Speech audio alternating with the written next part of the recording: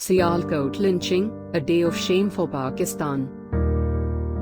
On December 3, 2021, a deadly incident against a minority took place once again on Pakistani soil by Islamic fundamentalists.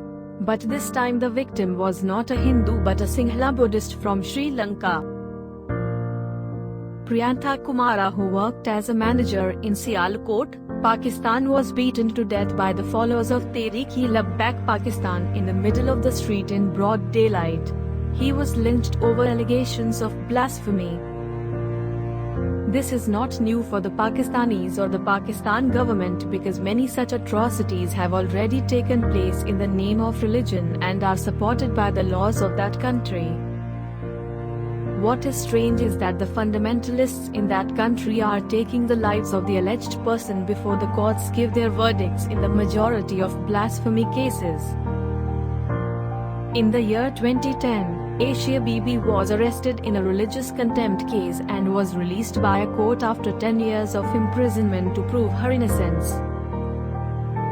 While many countries across the world, including Sri Lanka, have strongly condemned the Sialkot incident, Pakistan's Defence Minister Pervez Khattak has justified the incident. In a press meet he said that incidents like this happen when young people are in turmoil and should not be exaggerated. देखिए आप जो कह रहे हैं कि TLP के देखिए वजूहात आपको भी पता है, बच्चे हैं, बड़े होते हैं, इस्लामी दीन है, सोच ज़्यादा जोश में आ जाते हैं, जज्बे में कोई काम कर लेते हैं। इसका ये मतलब नहीं कि ये किया तो ये हो गया। ये हर एक अपनी एक सोच है।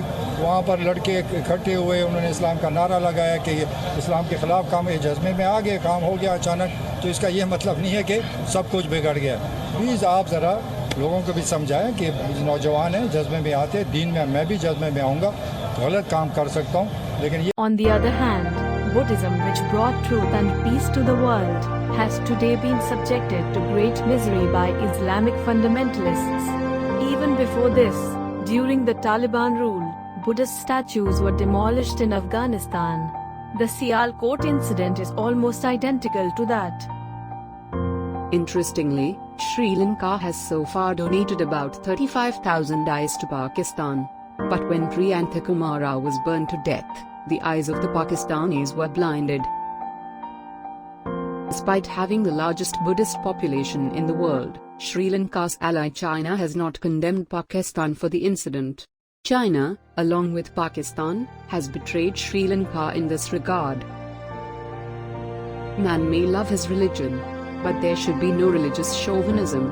What would be the situation of the minorities in that country if the rulers of a nation are religious chauvinists? The human rights groups across the world and the United Nations must take the incident seriously and impose a number of sanctions on Pakistan. This is the only way to reform the minds of the country's rulers, otherwise such incidents will happen again.